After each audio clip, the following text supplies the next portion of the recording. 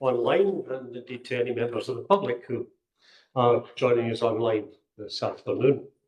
Welcome to this meeting of Inverclyde Council. This meeting is held remotely and also in person and will be filmed and recorded for live and subsequent broadcast, available through the Council's website. The Council is a data controller under the General Data Protection Regulations and the Data Protection Act 2018.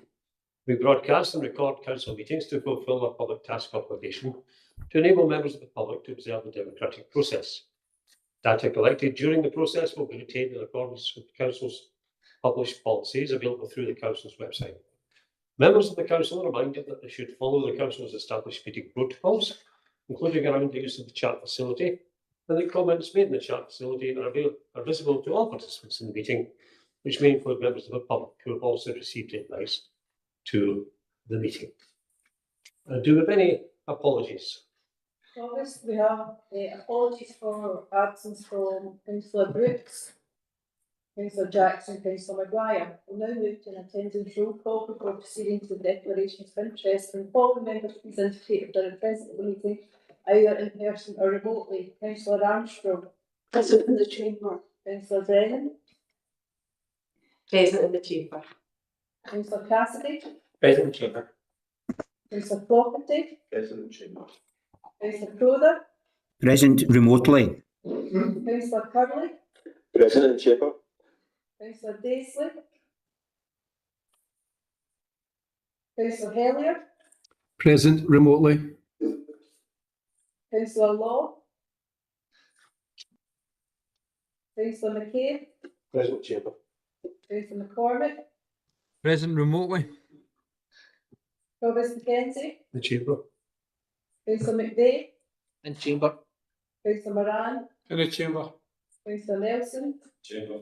Councillor Quinn. Present remotely. Councillor Reynolds. Present remotely. Councillor Robertson. Present remotely. Councillor Wilson. Present in the chamber. Are there any declarations of interest? Thank you. We have a one-item agenda this afternoon, members. The 2024-25 Annual Audit Report and Best Value Thematic Report, the elected members and the Controller of Audit. And I go straight away to Sedmison for her report. Thank you, Provost. Before I hand over to Michael Wilkie at KPMG to take the committee through the papers, I would like to say a thank you to Matt Thompson and Jerry Smith, who's led us through another audit process, and also to the wider team who has helped in that process. As you can see, there's a lot of work gone into producing the annual accounts. It's a fairly large document. I would like to take this opportunity to apologise to the members for the late delivery of the document. The team were working to the wire to produce this and also to meet the deadline of the 31st of October for submission. If you're happy with that, I can pass you straight over to Michael Wilkie to take you through the papers. Thank you. Mr. Wilkie, please. Thank you. The first report which we provide is our annual audit report. That is presented to those charged with governance, effectively the members of this committee, in order to summarise the conclusions from our statutory audit work for the year ended 31st of March 25. Ultimately, we have concluded our work, save for a few minor points which are always outstanding at this stage, and expect to be in a position to issue an unqualified opinion on those financial statements following their approval by the committee members today. On page 9 of the pack, we highlighted a few matters which were in progress at the time of drafting our report. Those are now complete. That is the finalisation of journals testing, receipt of a small number of sample items which were in progress, our consolidation testing, and we received the final bank confirmation today, which the team is just working through agreeing.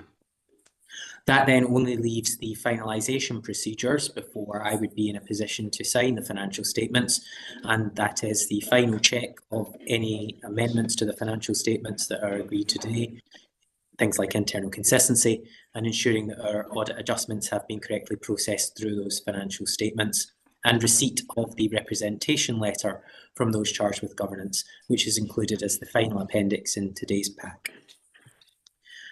To turn briefly to the conclusions in terms of the significant areas of our audit, I'll remind members that we conduct our audit to a set level of materiality that was based on 2% of total expenditure, or around £8.5 million. And that's the threshold at which we believe misstatements would, in isolation or in aggregate, affect the users of the financial statements. We do design our procedures to identify fraud and errors at a lower level, and we report a number of matters to committee today, whether they are adjusted or unadjusted by management. Page 12 summarises then the conclusions in terms of those significant risks that I highlighted in our audit strategy and other areas of focus for our audit this year. The first two of those are around valuation. That's the valuation of the pension liability in the accounts and the valuation of land and buildings. I considered both of those to be a significant risk because of the level of estimation and selection of assumptions by management that drive the numbers in the financial statements and the overall size of those balances in the accounts. For both areas, we have concluded satisfactorily, and that the assumptions being used by management in both cases are neutral or balanced in terms of benchmarking against our expected ranges. There are also two presumed fraud risks which are expected to exist in any audit, and that is management's ability to manipulate when income or expenditure is recognised, or also to override controls. We design our testing to address those risks, and there are no matters that I need to report to committee. Within the appendices to our report, we summarise those adjustments that have been agreed with and processed by management. Some of those are quite large numbers, but largely did not have an impact on the bottom line or outturn, but rather were largely presentational or related to categorisation. There are no unadjusted differences. That is to say that anything that we've identified and discussed with management has been amended in these accounts. We also include in our report the wider scope of public audit. There are a number of recommendations which we have followed up in terms of management's update compared to the prior year. And I would highlight two which arise from the thematic review, which this year was focused on service transformation, and both of which relate to medium-term financial planning and savings identification. I appreciate there's a lot in our documents and a lot in the financial statements, so together with my colleague Tamar and management, where your queries might relate to the accounts, happy to take your questions. Thank you, thank you, Mr. Bouquet. Before I go to Councillor Wilson, the Chair of the Audit Committee, I would ask if there are any technical questions for Mr. Bouquet at this time. Councillor Bouquet? Yeah, I've got a few questions for Mr. Wilkie. The first relates to the covering report. It's about the sort of timescales for the completion of the audit and the signing of the accounts. And obviously this year again, we've not achieved the statutory deadline of 30 September. And obviously there's an explanation given in the report about that. I suppose the question is, does Mr. Wilkie envisage that, I suppose, councils will ever get back to routine and being able to achieve that particular deadline? Second question relates to page 7 of the audit report, page 12 back, retirement benefit obligations, value of land and buildings, in which you have stated we have identified that it was not a management review control. It would be useful just to understand what a management review control is. And the third question relates to the best value thematic work, appendix 2, and the key messages number 3, where you talk about the council needs to consider projects to generate further cost savings, stroke income generation. It would be useful to understand exactly what you mean by that in the context, obviously, this is talking about best value, because obviously we are looking at a whole range of cost savings or cuts, as we would normally refer to them, which will impact in service levels, impact potentially in outcomes.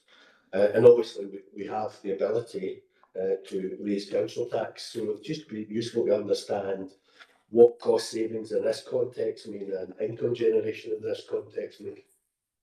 Thank you. Ms Wilkie, please. Okay, thank you. Firstly, in respect of timetable, yes, I do expect councils to be able to move back towards achieving those statutory deadlines, and we have, together with management, made progress in advancing the timetable this year, closer to achieving those target dates. Audit Scotland have been clear that audit quality is the priority, and therefore if those dates can't be achieved because there is ongoing work or ongoing testing, then that is the priority, as is the case. But my expectation is that councils are moving closer to them and will achieve them again, yes. In respect of management review controls, where I identify a significant risk, that is a specific definition in audit standards. And under those audit standards, I'm required to seek to identify the control that management has in place to mitigate that significant risk. So in both of these cases, I said that the risk arises from the assumptions that are chosen and the application of those assumptions to drive large numbers in the accounts. Therefore, the management review control that I would expect or look to test is one where management would be reviewing those assumptions against its own benchmarks or through the use of experts before determining them and applying them in the accounts. What I would say is that the observation I make here, that there is not a management review control that meets my expectations, is an observation which I quite commonly, if not routinely, report to those charged with governance, because in both of those areas, we as auditors have quite a high bar in terms of the precision of that control and the level of expertise that would need to be demonstrated to satisfy us as auditor that it's an effective control. And that is something which is a cost for organisations and which doesn't often reduce the extent of audit testing. Therefore, it is common that organisations reflect that I have made the recommendation but do not implement a control. And thirdly, you asked me around the best value thematic and recommendation. I make the observation and recommendation that the council needs to work to further identify savings or efficiencies in the context that the council itself has identified in its medium-term planning, that there remains a budget gap.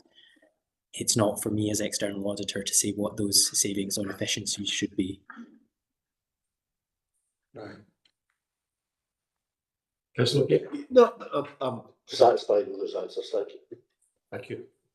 Any other member? Councillor Moran? Thanks, Provost. It's page 14, and it's your town bench obligation, and it did say that the risk that the assumption and methodology used to evaluate the council pension obligation are not reasonable, and this could have a material impact on the net personal liability accounting for the financial statements. I mean, I'm a bit of a lay person, but what does that really mean? You know, does that mean there's a problem with the pension, or do we look at it?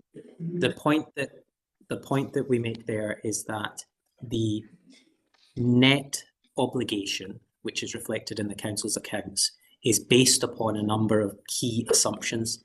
Assumptions like how long people will live on retirement, what their salary inflation will be before retirement, because their final salary drives their pension benefits, and the level of inflation that will arise for pensioners in retirement, which also drives the extent of benefit payments.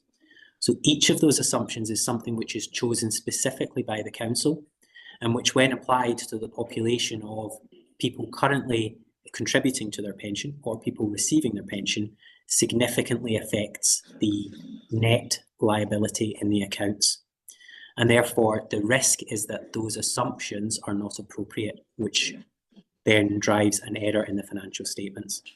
That's why we as external auditor use our pension centre of excellence and actuaries to benchmark the assumptions against what we consider as auditor to be reasonable. And in this case, our report is reflecting back as a conclusion that we consider the assumptions that have been chosen by management, or in effect the council, to be balanced. So that is to say, they're neither at the optimistic or the pessimistic end of our range, but largely falling in the middle. Thank you. Does any other member have a question for Mr. Wilkie. Councillor Wilson, as Chair of the Audit Committee. Thank you. I shall be very brief. I'd like to thank Michael Wilkie, the Director of KPMG, and Timur Allen, the Senior Manager. They've always been available when we've had any questions for them. This is the third year of a 5-year contract with KPMG. I've noticed the question by Councillor McCabe. Actually, this year was the most timely in the past 3 years, so there has been an improvement. I agree with you. There's no reason why we shouldn't get them in September on time. The best value thematic report and the unaudited accounts were considered by the Audit Committee in June, and they were passed by us. We had a session with the auditors at 2:30 this afternoon without officers, which was a very useful session. The director of KPMG did comment on the number of questions they were asked. He said it's quite unusual to get so many questions from councillors. So we took that as a pat on the back. I'd now like to address Angela Edmiston, Matt Thompson, and Gerard Smith for their work throughout the year, and particularly yourself, Angela, because you took on the role of interim Chief Financial Officer, and you've done it for the best part of this year. And again, our accounts were produced this year earlier than the last 2 years. So well done to you. Our new Chief Financial Officer, David Forbes, arrives with us on the 8th of December, I think. Okay. The first.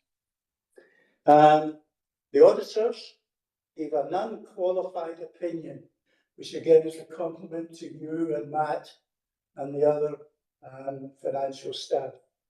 There was no inconsistencies between the contents of the management commentary and the financial statements, which again is a massive compliment.